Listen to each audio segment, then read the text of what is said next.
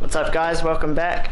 It's been a while since I made one of these, so I've actually got a bunch of videos on my laptop kind of half edited of the EFI individual throttle body conversion that Tyler did on the air-cooled Beetle, but things have been a bit crazy on that front. That car's yet to go on a dyno. Kind of wanted to get the whole project finished with all the videos together before I started releasing them, but today we're working on the 240Z and we're actually changing the wheels. The boxes behind me might kind of give away what brand they are, but yeah, I'm really excited for this one. So the current wheel and tyre setup on the car at the moment, I've been running these here, which are made by Performance Wheels in Australia, I think, and they're called Super Lights. They're not light at all. And I've just got some Bridgestone Turanzas on them, 205/60/15s, and I think these wheels are something like a 15/7 with a 35mm offset. And looking up at the car here, you might see I've got a 20mm bolt-on spacer.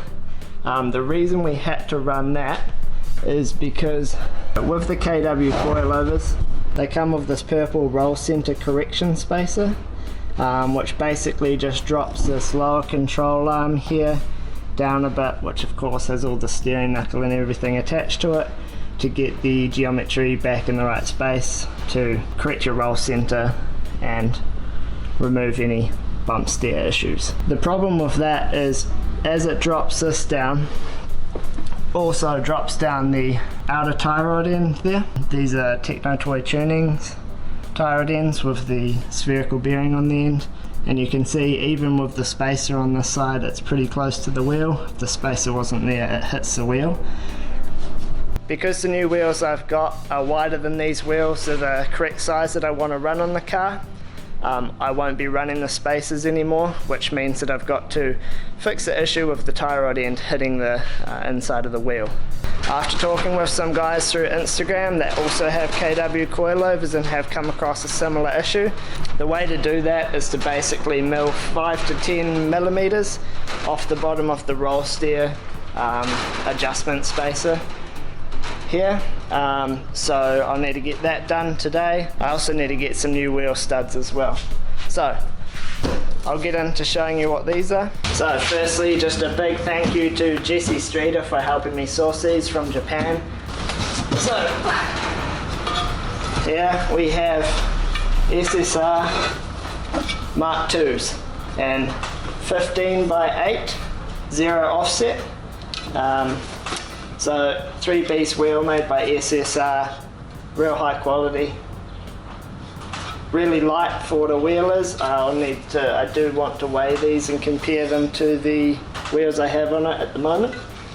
The blue lip here is just tape to protect the lip, but yeah, the reason I wanted to go with these wheels was basically it's a pretty classic design, kind of got a motorsport heritage to it.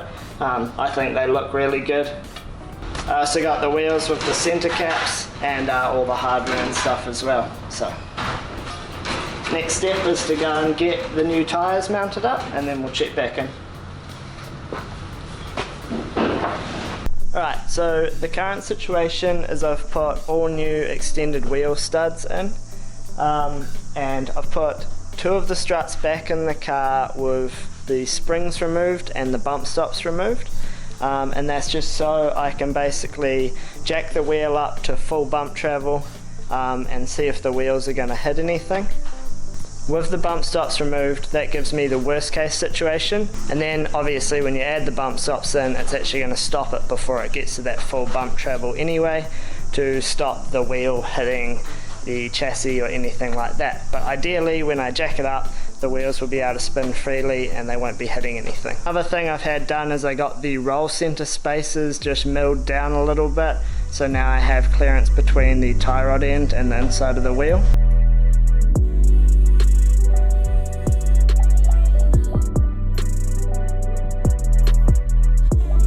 This is almost at full bump. It doesn't quite get there because as we get up to about this level, the tyre is starting to hit the guard there.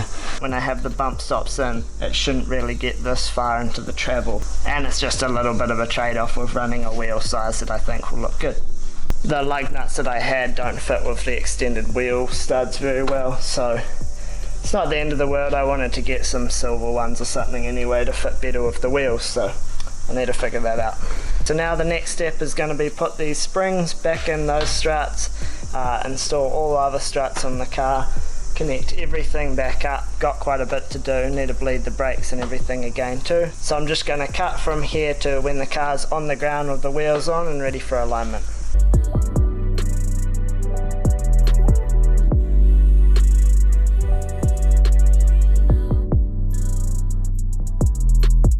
Right, so I've just wrapped up an alignment using the good old string method.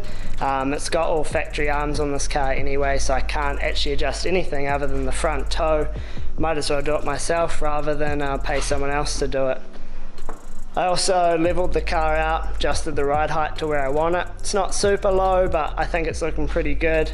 If I was to go lower, I'd just be dragging the exhaust on the ground. You can see even how it is, the exhaust sits pretty low to the ground. So I don't think I actually mentioned what the tyres were that I got. So these are Bridgestone Potenza RE003s, and these are in 205/55 R15. I've used those tyres quite a lot before. I really like them for just like a grippy street tyre. They work good in the wet and the dry. They're nice and quiet, plenty of grip. Another thing to add is I weighed this wheel and tyre setup, and it took about 2 kgs off each corner. That being unsprung and rotating mass, it's a pretty good saving off each corner anyway, considering the wheels are wider, the tyres aren't, but the wheels are wider and they're a 3-piece wheel. Also, don't have to run these 20mm bolt-on spacers anymore, so I'm happy with that. I drove the car a little bit up the road just to settle the suspension, and it feels real good. Back to the subject of alignment, so the front toe is obviously close to zero, tiny little bit of toe in maybe, which is good for stability because the car was feeling quite darty before with zero toe.